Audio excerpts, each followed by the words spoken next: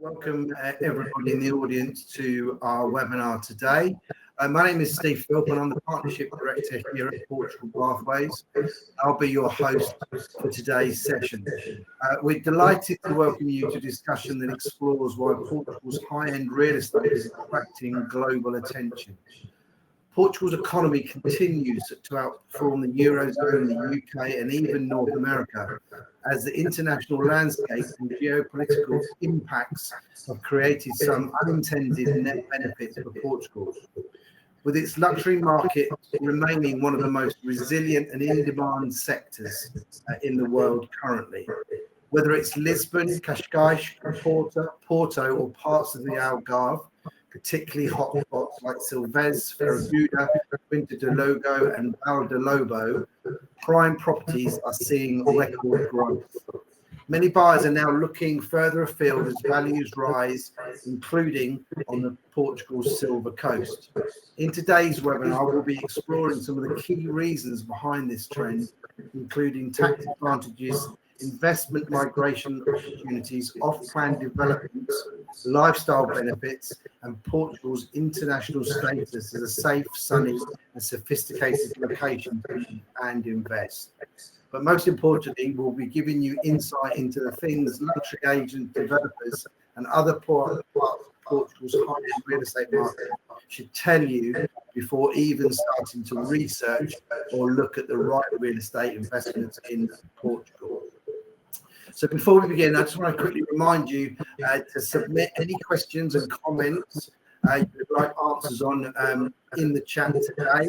And we'll answer as many of those as possible. However, if we don't get to all of them, our team will be following up behind to answer those questions and arrange any discovery calls, obviously to better understand your needs and connect you with the right experts. So let's get going and introduce you to today's panelists. Firstly, we have Mr. Paul Stannard. Paul is the chairman and founder of Portugal Pathways and the Portugal Investment Owners Club, leading in initiatives to connect affluent expats and international investors with strategic residency, investment and wealth structuring opportunities in Portugal. Vasco da Gama is Vasco is the CEO and founder of In Loco Property Investments, which is a real estate as a service organization in Portugal. The company manages a variety of projects across Portugal. Vasco has unparalleled expertise in Portugal's regions and real estate market and comes from a family with world-renowned business interests and a well-established reputation in Portugal. And joining Paul and Vasco, we have Joanna. Joanna is the CEO and founder at Aurea Real Estate Advisors. She has been in hospitality and real estate industry for nearly 10 years, supporting high-end net worth clients and private individuals in their navigation of Portugal's real estate market, and she guides them in investment strategy and real estate portfolio management. So welcome, Joanna, Paul, and Vasco to today's webinar. I'd like to start really by asking, firstly, the panelists for their thoughts on why they believe Portugal's luxury property market continues this upward trajectory despite uncertainties in other markets around the world. Joanna, would you like to sort of kick this one off, please? Yes, sure. Thank you so much for the invitation. It's really a pleasure to be here. So basically, what we are seeing over the last years and now that all the world has become very unstable in certain ways, is Portugal remains first very attractive in terms of real estate because of the stability, in terms of safety, the political situation, all the attractive ideas that is owning a property here, living here, relocating here, or investing here. First, because of that, so all the reasons behind that is an attractive country to live or invest. But second, also because of the investment outcomes, so appreciation rates, rental yields, and all the opportunities that you can get even in the luxury market, but are extremely affordable compared to other countries. And third, I would say in terms of scarcity and demand, that is still an imbalance. So it makes basically the market rise prices still in an environment that is quite conservative worldwide. But here what we see is that prices are not dropping, demand is still on, and this is mainly because there's not a lot of inventory. So it's still quite it's quite unique to own properties, especially in more premium locations. And basically that's the reasons why we believe it's still very, very attractive. Okay. Yeah. Vasco, anything to add to that? Vasco, you're on mute. Sorry. Sorry, yeah. Thank you for the invite. It's great to be here.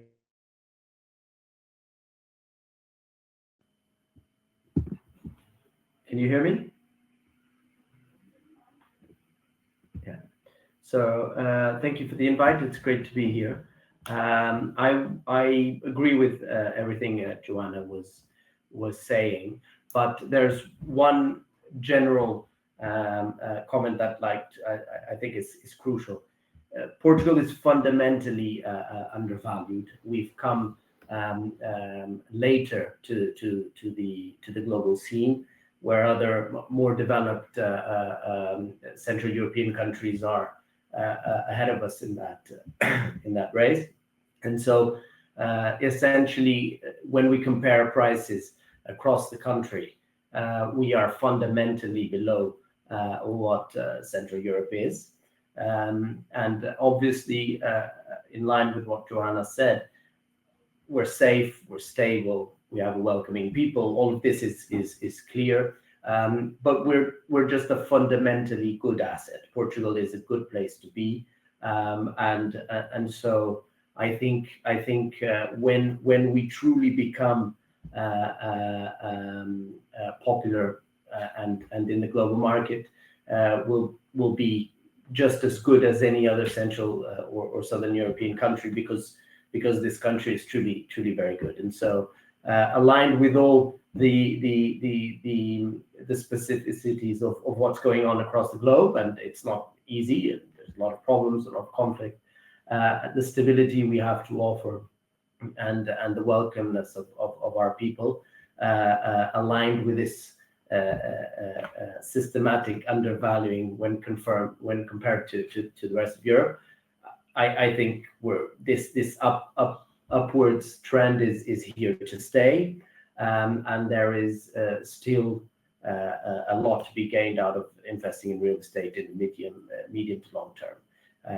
So I think this once Portugal is truly on the map, this is still a road that's going to increase quite a bit.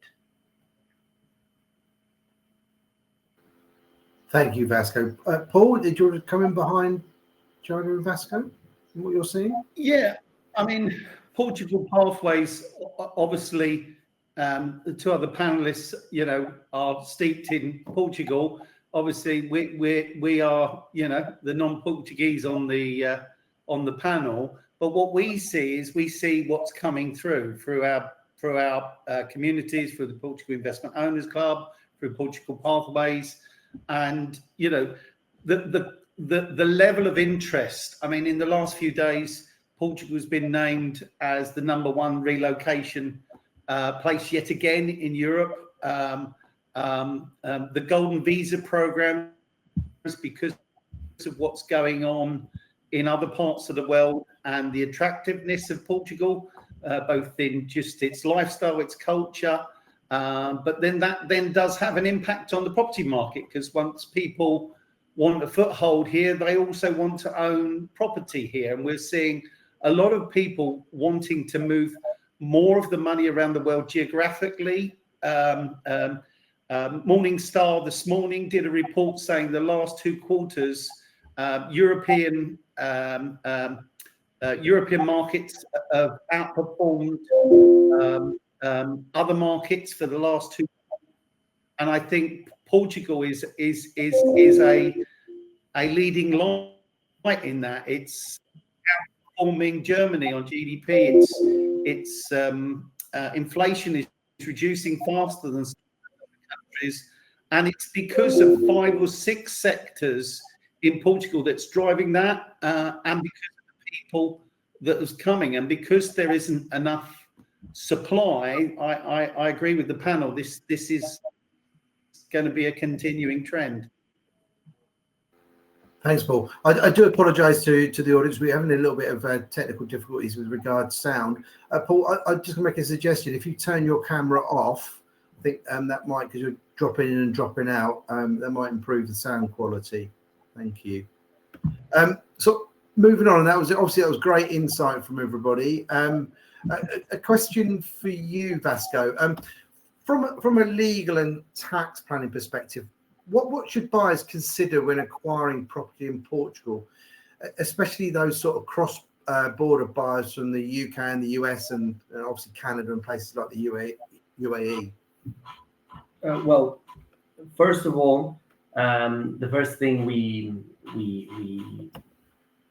flag to people is the necessity to have someone who can match the specificities of the tax and citizen or residency schemes in the origin country with those here in Portugal. There's a huge need to match these two realities and make sure that the shift is done correctly, that whatever the purchasers or the investors want to achieve, may it be a second home, may it be a specific visa or residency scheme, or a tax scheme of some sorts. We have many, but there's an enormous need to make sure that whatever they want to achieve is compatible with their reality in their home country, and that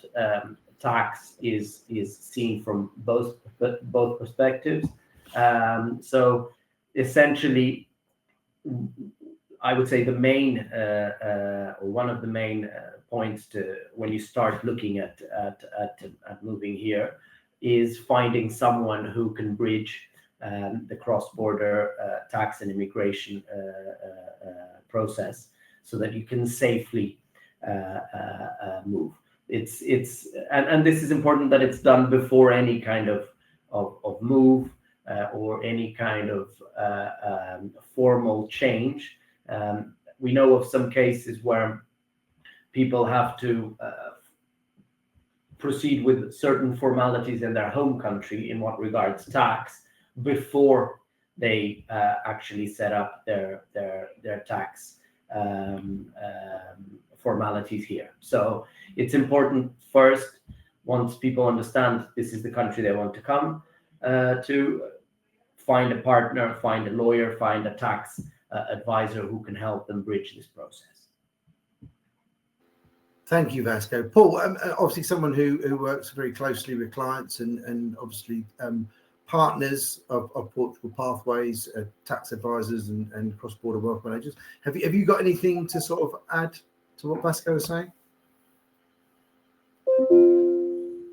Yeah, no, I mean, one of the classic things we see, people come on and they get wrapped up in the excitement and send me properties, I really want to do this, but you have to get certain things in place first, and that's having good advisors. We help a lot of clients through Portugal Pathways find the right cross-border tax advisors, looking at the immigration side, even looking at the health side of things, because you have to make provisions there. Portugal has the third best health infrastructure in the world, but you still, if you have certain requirements, then it's important that all those things are checked out, and that's where Portugal Pathways can play its part in sort of nurturing you and understanding those things alongside, the considerations of property and other investments.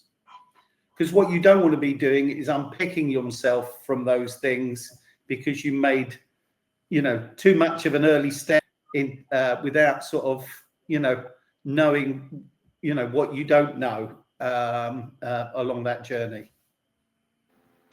Lovely, thank you, Paul. Joanna, I'm going to come to you and Vasco for this next one. I'll start with you. I want to sort of discuss what are affluent buyers looking for in Portugal, and what are some of the sort of common mistakes that people are making when they start their research. So I'll come to you, Joanna, and then I'll ask Vasco for his thoughts. So I would say that affluent buyers and discerning buyers, basically they are looking at good opportunities, obviously. I would say that it's no longer just about buying a property, but they are also want to be part of the history of the place. They want to buy some heritage on one side. So people that want to buy something from the culture of the country, you know, something historical or something with charm.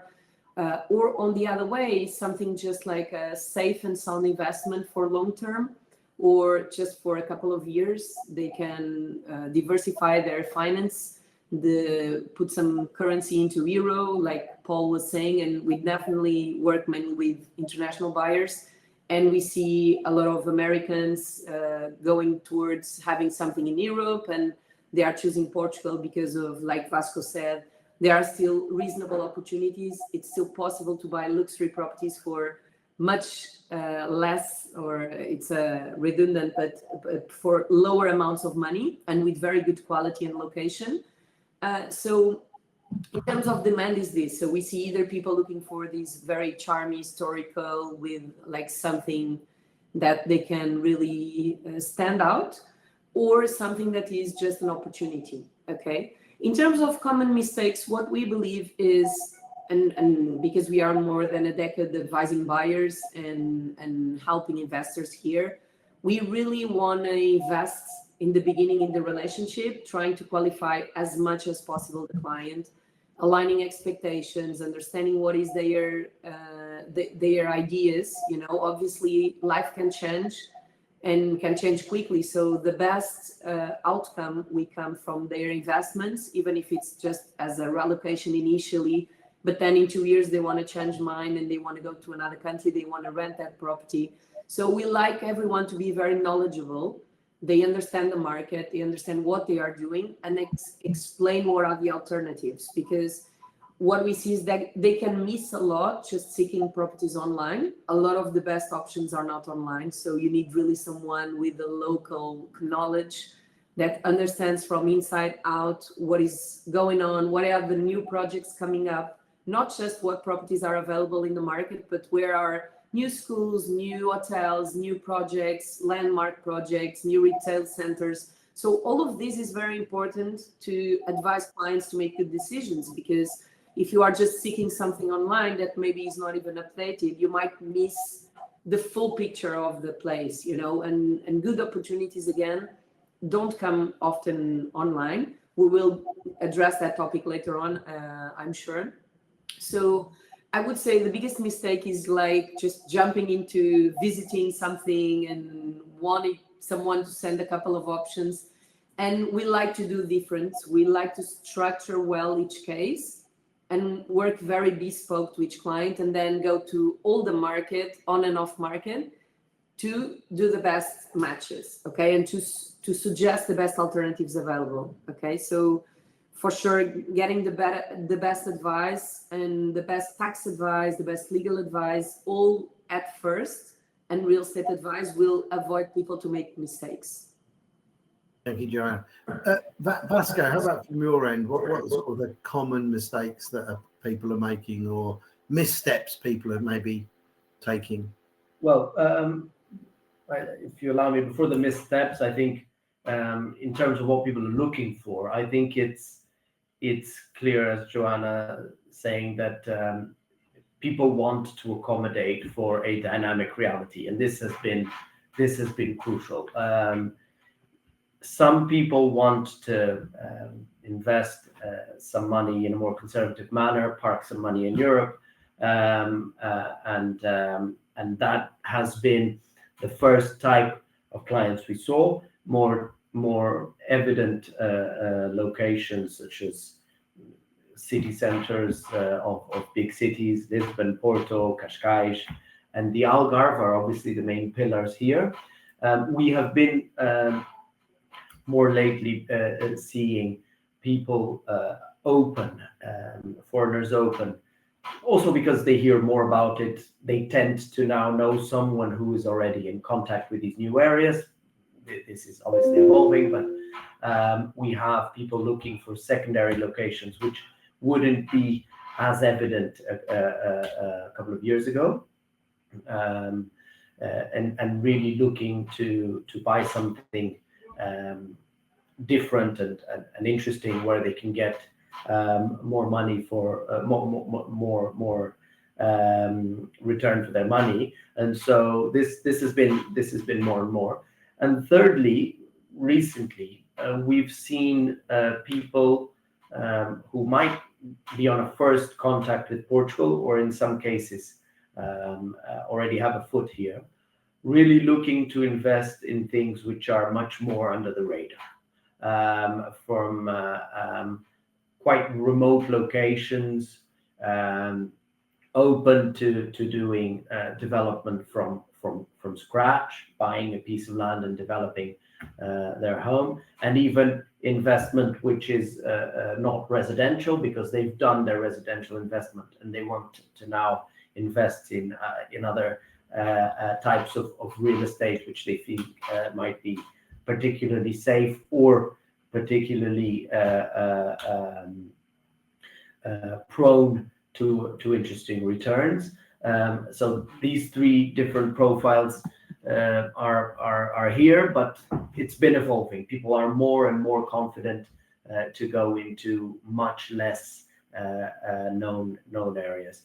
And what Joanna was saying, I agree with 100%. We have to be able to have close relationship with these foreign clients, have close contact with them, and understand exactly what their difficulties are, what their specific characteristics are, from as broad as budget, personal restrictions from health or whatever it may be, the tax limitations, and put all these things together to find the right characteristics.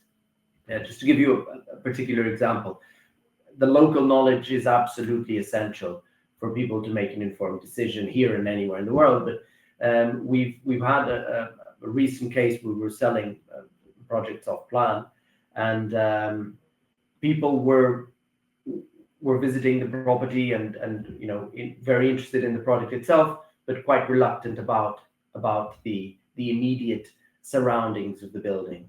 And so once we started explaining, this street is going to have this new hotel, these new restaurants, these new shops coming in on these dates, people clearly shift their opinion from what seems as a location which might not be perfect to actually a very good investment where they're coming in early, but there is in the near future potential for some real valuation based on very concrete knowledge of what's going on in the area. Thank you, Vasco. Paul, anything before we move on that you want to add to that in terms of sort of missteps or sort of common mistakes that maybe people make in the initial process? Yes, Steve. I mean, I don't think I'll add much to what's already been said. We wanted to sort of over-egg it, but but we are seeing a lot of people that are going down the golden visa route at the moment, and they get with the wrong.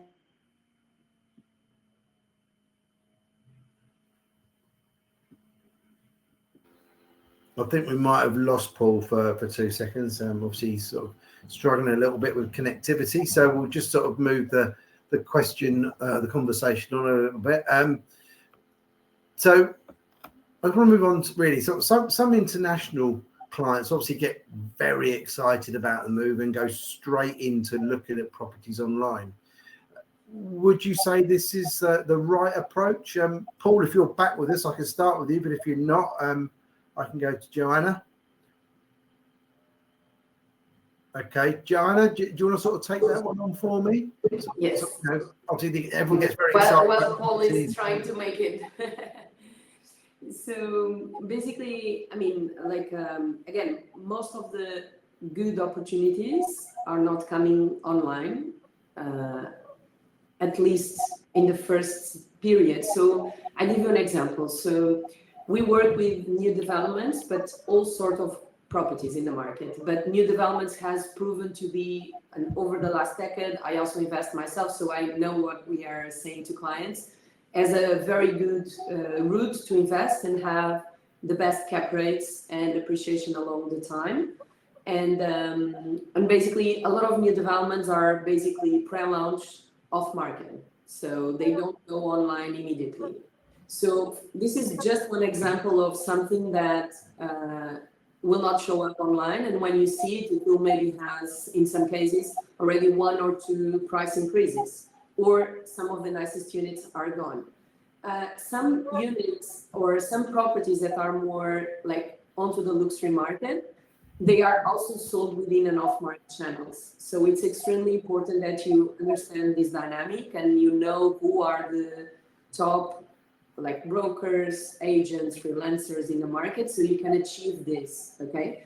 Most of everything is obviously searching online gives you a good brief and a good idea and a bit of the finger on the pulse, but it's extremely limited and also it's extremely time consuming. So what we always advise people, and it works really well with our clients, is we do that job for them. And obviously we get it in an open conversation. We know why it's this better than that. We don't hide anything. So it's like we buy with you. We are not selling to you or push anything. It's like we want to advise you the best thing that fits your criteria, your expectations, and that is available on the market, even if it's not online. But we want to speak with as much as people as possible in the market to make sure we don't miss the best ones. And I think this is something we do very quickly because we have our own channels, our own contacts, our own way to do it and softwares. But like a foreigner buyer or even a Portuguese buyer sometimes miss a lot of this, okay? So also in terms of all the negotiation and all the facilitation of the process by introducing you to the relevant parties, to bank mortgages and all of these industry leaders, it's also very important to have people that are good advisors. You know, they have been in the market for a while, they know what they are talking about, and they can do it openly with the client, not hiding anything, you know. Sometimes we do even invite clients to send us things that caught their attention, so we understand better what they are like featuring and like targeting. Then we can create the right avatar, either for investment or just for holiday or for like home for the family that is relocating. And then we can really understand deeply. And then we go on their shirts to the market to search the best ones. Look, thank you, Joanna. Yeah, Paul, are you with us? I'm not too sure if. Can you hear me? Can Yes, you hear me Paul. okay? Yeah, you're back in the room. Excellent. Okay, so just sort of moving on. I know obviously from our own inbox inquiries to Portugal Pathways that many people just ask to be sent properties for a certain location or a type without really understanding how the process differs from places like the US and UK, for instance. I mean, there's no central MLS system in Portugal. And obviously, you know, we've mentioned this before, but demand continues to sort of outpace supply in many areas. Paul, if you're still with us, what are the challenges and opportunities that this sort of creates for investors? Can you hear me okay, Steve? Yeah, we can hear you. Can you hear me okay? Yeah, we can hear you. Yeah, sure.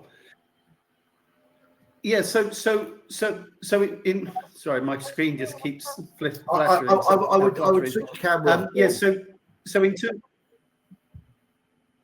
yeah, apologies.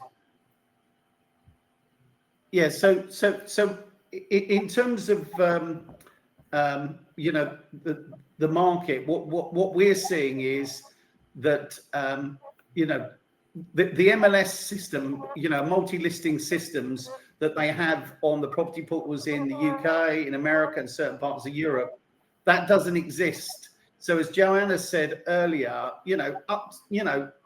nearly a third of the listings don't get put on the property portals because the vendors do not want their properties misrepresented, and equally you don't get the same price discovery where you can see all the data going back 30 years. So it is so important to have trusted partners, like the panelists we've got on today. Portugal Pathways is very careful about making introductions to people that really understand the market, because if you're coming into a new location, the names of the districts and the nuances, you need people that understand on the ground. For instance, Cascais is very hot at the moment in terms of demand. Parts of the Algarve, Porto, really strong demand. But there might be other value very close by that there are opportunities that are worth exploring, and then matching that to your aspirations and budget.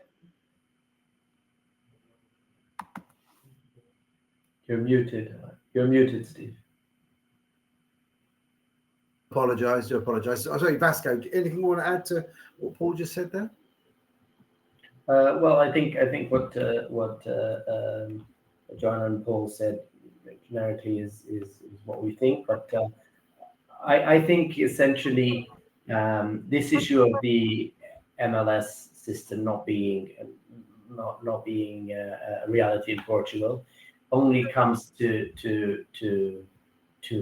illuminate even more the necessity to have a credible partner when you're doing this search, and when you're looking to move forward on some specific example, because it's obviously less easy to have a full comparison of the available properties in the market. As Joanna said, additionally, commercially, many properties are not put in the market officially. They're done off market.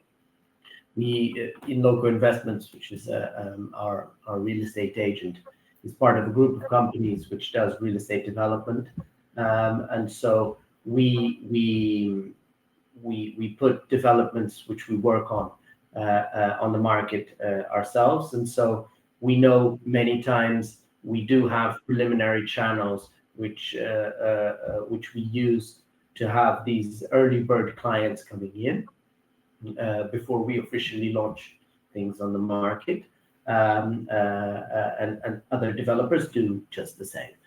So I think that's extremely important to find a credible partner, and it's clear that we've seen some comments here on chat where some people feel they haven't done the right investments, or the partner wasn't there.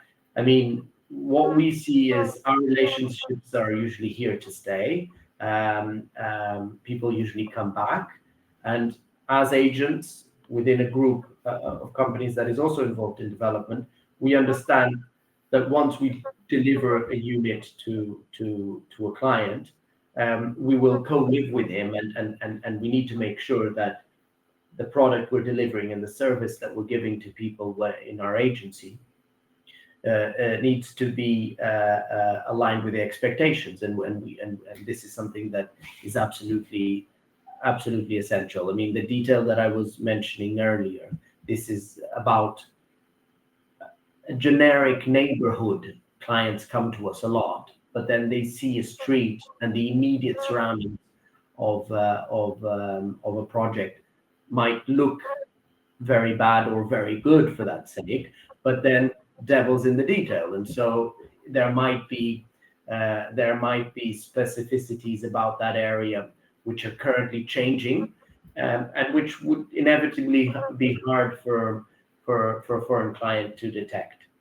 And so it's confidence between investor and advisor is essential. Transparency, but also the trust that the local knowledge comes from that local partner, and people need to listen for these details which really make a difference. Lovely. Thank you, Vasco. Thank you all for that unique insight. I think obviously the big takeaway there is to work with a credible partner who understands the nuances and has an understanding not only of the real estate market, but also the community that obviously the real estate itself is situated in. Now, I want to sort of discuss off-market and off-plan investments and building up a real estate investment portfolio in Portugal and what that might look like. So many buyers are sort of opting to secure property off-plan as it's a rising market so that they have a foothold and obviously don't get left behind. So Joanna, could I sort of start with you in terms of that element? Sure. So I also was seeing that some people had wrong experiences with new developments, but I would like to just clarify something which is very important. And we have a broad experience. So more or less half of our sales, to 60% every year over the last 10 years, are new developments, so off-plan units. And I also invest in that type of investment. And obviously, it's more risky in a sense that there are more variables. There are more things to be outlined. We need to be extremely careful of the developer itself, the track record, the units, how these units will look like. Because sometimes one thing is what you believe it's on the paper, but solar exposition, what buildings are around, like there's so many details that we need to be mindful of. But if you have someone, again, that understands the business and the nuances of the business, it's proven to be one of, if not the best way to invest with more hassle-free and without so much equity.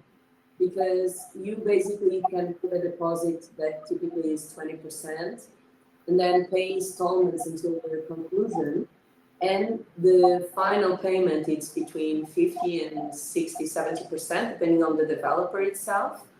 And basically, you can also mortgage these properties, which means that with very little cash, you can actually have cap rates above 20% at the moment. Okay, so a lot of clients ask, oh, the time is gone, we lost the opportunities. Not at all.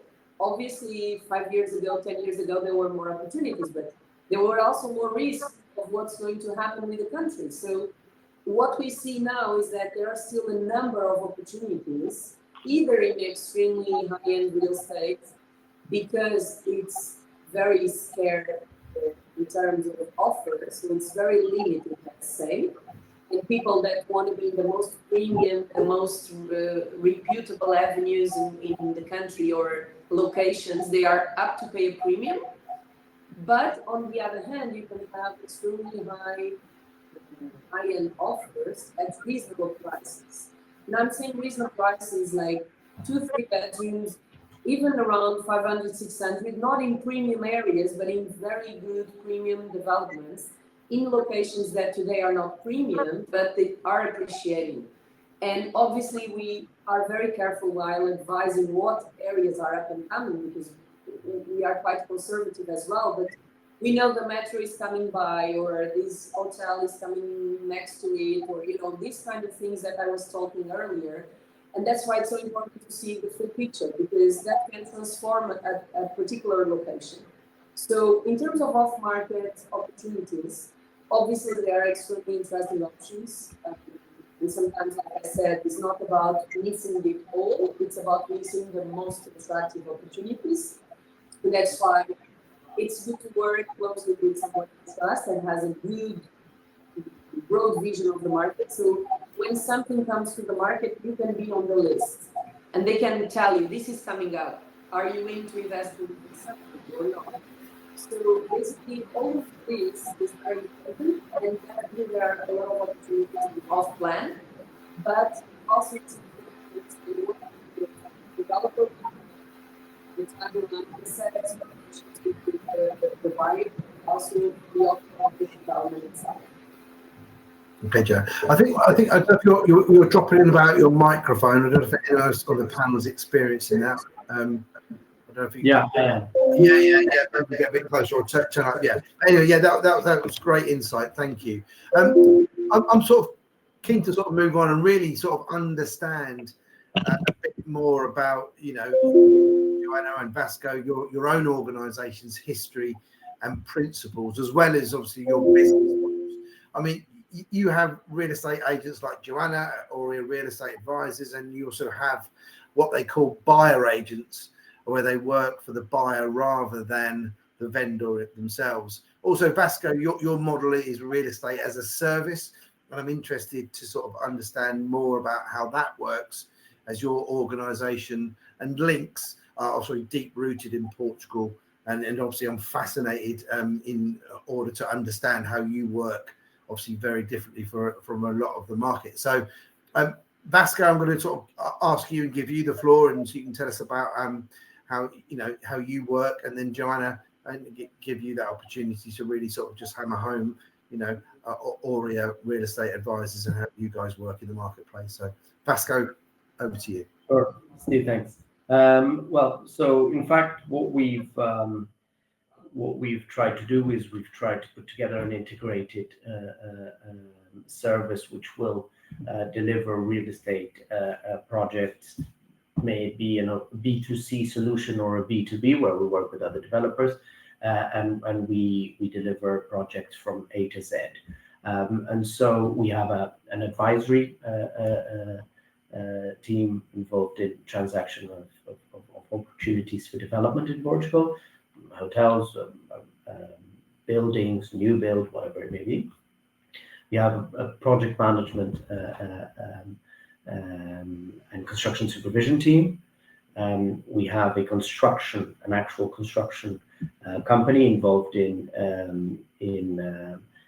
the building or renovation of several assets across the country. And finally, we have in local investments, which I'm representing here, which is our real estate agency. And essentially, we work only on two main pillars. We work as buyer agents, so we have a variety of platforms and contacts in different countries and different locations, and we work in supporting clients investing in Portugal, and also domestic clients buying in new locations for them in Portugal. And the other part is we have a big focus on off-plan developments. So some of which our other companies are involved in the development process. Others we are working exclusively as agents, but we have a profound knowledge of the off-plan sales process, and so it's for us absolutely determinant to be able to give clients an integrated offer. We have a variety of clients, some of which have recently been presented in similar forums. And for example, they are interested in buying a house that needs a full renovation, or they're wanting to buy a plot for a new build. And more initial clients that are buying for themselves and then want to actually have a bigger foot here in the real estate market in Portugal, and so actually become active investors with us in different projects. So and in those cases we work from sourcing to licensing and planning to be able to get those projects approved. We work through the construction management and then sales. And so this way we're able to help clients both on the transaction of the purchase itself, which is not just about buying an asset, but for example, a very recent case last week, we had a need to look obviously for a property that meets certain criteria, but also at the moment of the closing have a very clear budget and means with partners in place to execute a new build on a large piece of land. And so the ability of having these companies within our group, which can come in and on an early transaction stage say, this is possible, this is not, here are your risks, because none of these operations come without risk. There is a certain level of risk, and we need to be very clear with people about that, and be able to give people answers that they need when they need them, to be able to close these transactions in time. I believe you're muted, Steve. Apologise. I'm trying to be good and mute my button. I keep forgetting to apologise. Johanna, do you want to take the floor? Yes. So I mean, basically, we are considered like buyer advisors because we like to add value over all the transaction, and we consider ourselves like let's say a boutique one-stop shop for international buyers, because that's our focus. More than 80% of our buyers are international, and we try to bring them the knowledge and local expertise and information and providers that they don't know. And a lot of people come with their own ideas because they are good Googlers and they do their research. But basically, we try to offer that level of service that comes from the first initial discovery calls, where we really understand what are the clients' expectations, what they want, what they don't know they want because they missed something in their first research. Try to qualify really well, and then we use all the market always from start to show the best opportunities.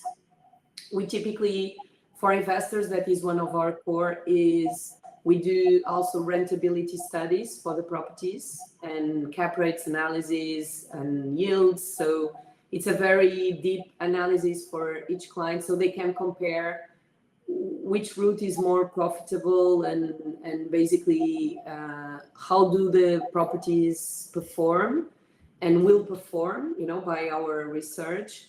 And then we also have a full rental and property management department to basically manage their properties after. This mainly for investors, but also for holiday home buyers. And basically this helps us getting data from the rental department and property management, so we understand what rentals can be, but also keeps the client with us for long term. So we want, typically clients come by referral, recommendation, and repeated business. So we want these clients to stay with us. So we want to get them the best deals possible, so they are happy about the returns and they can come to us again and bring their friends and family.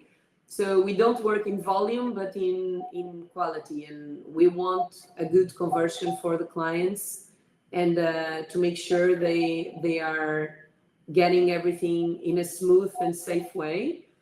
I know a lot of people have different stories. They are sometimes scared about doing a different investment in a different location. But obviously, everywhere in the world you have good and bad experience, but it's important to do your own due diligence, obviously, but it's also important to have someone that will point out the sensitive points, will hire an engineer when it's necessary to inspect a property, or just like ask two different advices on a lawyer or, a bank or something like that. So people can feel that they are just reassured, and the real estate agent nowadays must be seen as an advisor and bring value, not just open doors and just open the property, call the other agents and the owner, but again, to know the market, to understand what they are talking about, to point out the sensitive issues. And not everything is an amazing deal. So we need to be just a little bit more professional, and in the industry it's important to be more regulated and to make sure people are getting the best advice possible, especially because they are not here. And if they go into the good hands, they will have a good advice. If they go into the wrong hands, they will have bad experiences. So it's our responsibility to keep getting these good experience and good returns and smooth transactions as well. Okay. I think the audience would have found that really, really insightful. And what really comes across from both of you, Joanna and Vasco, is how much you guys care, and how much obviously understanding there is in terms of these. Your clients need that special one-on-one, and the reassurance and the trust that obviously you get from your clients and the team is obviously really comes through in that. So I said I hope that the audience found that sort of really helpful. I personally found that really insightful. So to sort of move on a little bit, I mean, Portugal, as I'm sure everybody is aware in the audience, there's been a lot in the news. It's really in vogue, and there's very much now on the international map. I mean, the media itself is constantly referring to Portugal as a talent and investment hub, and Portugal itself is outperforming major nations on GDP growth. And we're seeing, investor confidence is at an all-time high, according to sort of eminent organizations such as Ernst & Young, who are constantly obviously pushing it in their reports. I mean, there's lots of major infrastructure projects underway in Portugal, and obviously in the planning, including Lisbon's new airport, a high-speed rail link. The Football World Cup is coming to Portugal in 2023, which is really exciting. And there are major EU investments in housing, energy, healthcare, luxury tourism, and innovation, all of which sort of further support property values. So Vasco, how are all these sorts of developments and good news stories shaping investor confidence in Portugal? Well, I think inevitably it's having a positive impact. I think from around 8 to 10 years to now, we have had increasing interest in putting Portugal on the map. As I mentioned in the beginning, we did come rather late to this race, especially when we compare ourselves to Spain or to Ireland or to other Central European countries, which might be more on the map globally than Portugal was and still is. But there has been a generic consolidated approach to be able to promote Portugal abroad, which really, in my honest view, is just showing people what we have and what we are, because Portugal is fundamentally a good asset to invest in. I mean, we people saying why is Lisbon as expensive, or the best places in Lisbon as expensive as Madrid? First of all, on average, it's not. But even if there are points of similarity, why wouldn't it be? I mean, Lisbon is and the rest of the country just as good or better than any other European country.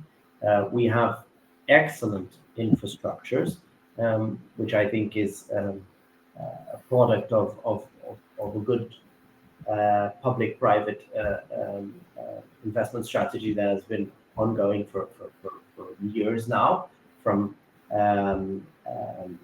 hospitals to general transportation, linkage to Central Europe on railway is obviously increasing and getting better year on year.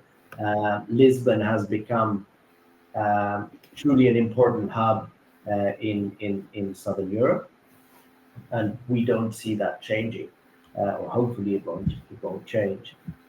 So all these things that are getting better are definitely in the right direction. There is a lot of interest both nationally and on a European level, to keep Portugal on the map. Because from a the natural characteristics and of the country and of the people, it really is fantastic. And so people rapidly understand that this is a very, very competitive offer. Right. Thank you, Vasco. Really good insight and expertise there. Thank you very much. I want to move on to property management and rental income, and how investors are working with partners to sort of leverage this part of the real estate market in Portugal. I mean, is Portugal still attractive short-term rentals, and what about long-term lets in luxury zone? Joanna, what's your take on this? So definitely it's something interesting to point out, because while some areas in Portugal have been restricted in short-term rental licenses, there was definitely a shift of opportunities also towards mid-term and long-term. So just to be clear, we consider mid-term rentals over a month, okay? Because this changes from country to country, and short-term rentals until 1 month. Okay, so like 1 week, 2 weeks, 3 weeks, whatever. So we find it still very interesting, and also some people were a bit disappointed with the change of the regulations of short-term rental. But even before it was cancelled in some locations, we had already clients that were doing like short-term and long-term, even in same buildings. And we could actually compare the net income, because one thing is gross income, the other one is net income. And when we were actually counting the management fees, the maintenance fees, and everything, the long-term rentals were performing extremely well. So basically, I mean, a lot of the clients were paying their mortgages with basically the rental income, and that's one of the reasons why nowadays some investors are using mortgages, because it's actually pretty easy to buy a property. Obviously, with cash gives you a little bit more like access to opportunities and negotiation opportunities if there is room to that. But there's a lot of buyers. We have a lot of investors buying with mortgages, because the interest rates are way beyond what is common in the rest of the world, typically from US, for example, or even other countries in Europe. And they can definitely pay their mortgages with the rental income. So it becomes very interesting in terms of long-term value and also appreciation, because it requires less equity from the investor. So, I mean, for sure, we see opportunities. The luxury market is actually very interesting, because the rental market softened a little bit, because I mean, there is a lot of instability in the world and big changes over the world. But the luxury market actually is the one that is more stable in terms of the rental, and the one appreciating the most, because we have a lack of inventory that is dramatic. So property like 16,000, 15,000, 10,000 a month, it rents much faster nowadays than something on the 3,000 a month. Because there's not a lot of offer for premium opportunities, and you have demand from people that are just like understanding the market. They are planning to make a purchase, or they are waiting for something to be built, or they want to relocate for tax reasons, and the demand is currently very high. So definitely we are seeing that impact in the luxury rental segment. And it's easy for us to track that, because we have the property management department with over 60 properties currently. So we kind of understand where is the income our investors have, and we see within the market as well. So we study that often. So. Thank you, Joanna. Thank you. I mean, you're dropping in a little bit out, but I think everyone understood and got the points you were making. Thank you very much. I'm quite conscious of the fact that we've sort of hit the hour mark. So just to reiterate that obviously the webinar is being recorded, and if you're unable to stay on right to the very end, the recording will be sent out to you within the next 24 hours. With that in mind, I'm just going to move on to the Q&A. We've had lots of questions in the chat today. Obviously, a lot of them have been answered. We'll get to sort of 3 or 4 questions before wrapping up today. And again, if we haven't got around to your specific question, the team at Portugal Pathways will reach out to you, answer your question, and obviously those that would like an introductory call either to one of our team or one of the panelists, we'll get that organised as well. So again, just looking at some of the questions that we've got coming in, we've got one from Kate. Kate is in Boston, and she's asking, how important is it to have a local bank account set up, and when will I be asked to have a NIF tax ID and discuss any mortgage requirements? And she's also asking about paperwork and what processes does she need to be aware of before you start looking at properties. I think, Vasco, this is something that you alluded to earlier in terms of obviously getting your ducks in a row. So do you want to take that question for me, please? Well, yeah, I mean, obviously we've mentioned that, or I've mentioned earlier that it's essential that people, as you say, get their ducks in a row and prioritize what for them are the go or no go points. And so, location, maybe for whatever reason, schools, health, whatever it is, lock that down. Understand if you need financing or if you don't need financing from a local bank. Typically, if you do what we see in with local banks in what regards financing to international clients, is that that the maximum tends to be around 70%. Obviously, the larger the finance, the credit line, then there might be different analysis that the banks want to do depending on specific premium clients. But generically speaking, 70% for an international client seems to be the maximum. And so people need to understand if this is a requirement for them, if they need it or not. And so a pre-validation of this makes sense. And thirdly, obviously opening a bank account, once you decide you want to move forward, having an NIF number is pretty basic. That's one of the first things you need to do. And then opening a bank account is essential once you start moving forward on actually closing on a property. And so we've discussed briefly on other forums here at Portugal Pathways. It's rather easy through a lawyer or through an agent to get a checklist of the basic information you need to open up a bank account in Portugal. Passports, background information, to be able to open the account and clear KYC. So those are the main things people need to concentrate on quite early on, and it's essentially the issue of bank. If people need financing, it's very important that they can clear that and have a pre-approval so that they know where they can operate in comfortably when they choose the property they want to move forward. Lovely. Thank you, Vasco. I'm going to do one more question, I think, and Joanna, I'll ask you to take this one before we sort of wrap up and get sort of closing comments.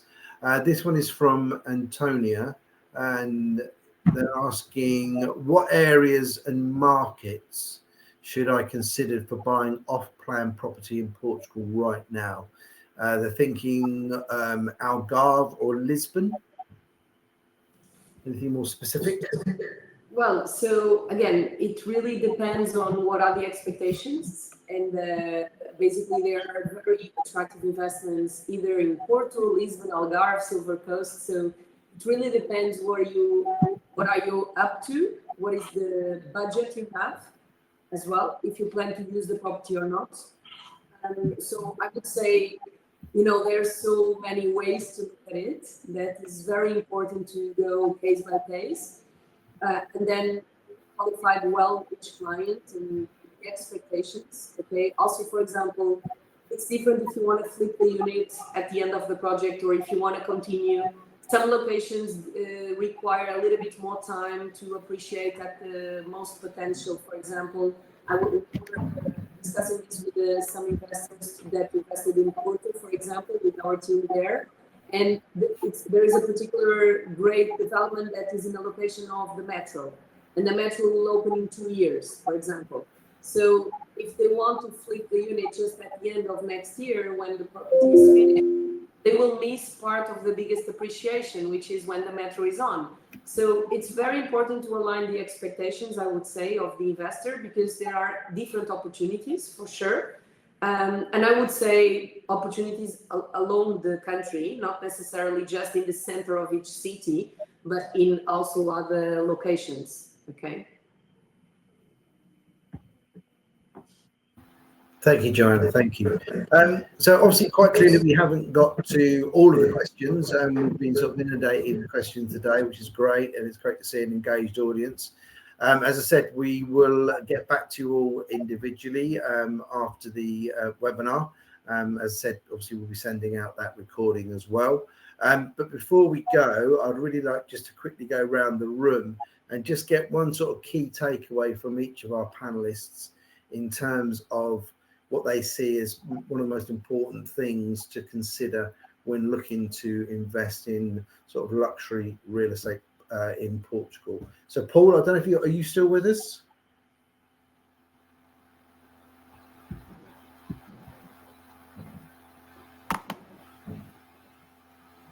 Can you hear me, Steve? Yes, we can hear you.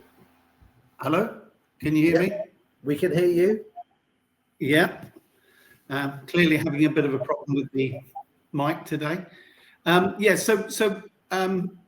In summary, I think the important thing is to get the right partners and to get things organised. So by talking to Portugal Pathways early on and understanding what your life goals, your investment goals are, are you wanting to come there for holiday, for golden visa, for permanent residency?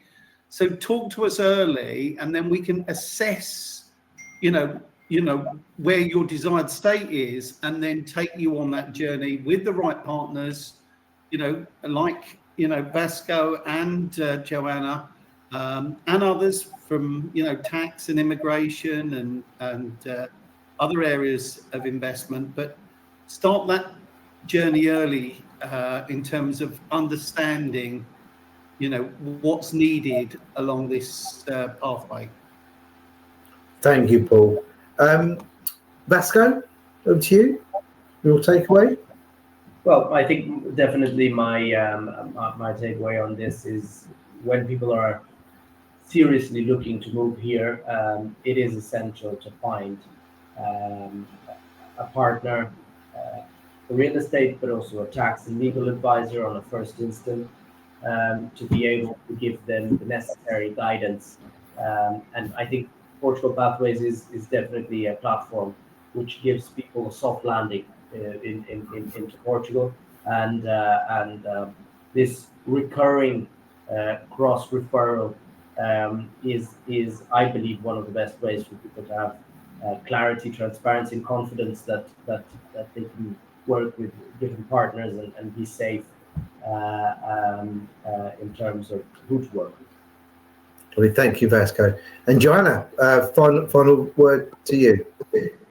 I think everything was said already. We spoke so much about everything and covered. So I would say just invest in the first period and qualification with right people and right advisors. And for sure, your life will be much easier and you will make much better choices and investments and even relocation, because all the little details that seem little from someone that is not local, although everyone nearly speaks English, and that's one of the reasons why Portugal is also on the map, but it's still good to have, Portugal Pathways, it's always a good source because you have all sorts of partners people need, and just choosing someone that will add value to your process. That's the most important. Lovely, thank you. And I just want to extend, obviously, my thanks to the audience for taking time out of their busy schedule to join us today, and to our panelists, Joanna Vasco and Paul. Apologies, obviously, for some of the sound and technical difficulties. As I said, we'll be sending out the recording and getting back to those that we didn't manage to answer in terms of questions. So, yeah, thank you guys for listening. And just to let you know that our next webinar is on the 10th of June, and it's Secure EU Residency through Portugal's Golden Visa. Again, any questions that you have following this webinar, or if you'd like a quick discovery call with one of the team at Portugal Pathways, or you'd like to reach out to either Vasco or Joanna to discuss your real estate needs in detail, please contact, obviously, Portugal Pathways. Obviously, the email address has been put into the chat. You can contact me directly at steve.philp, that's PHILP, at portugalpathways.io.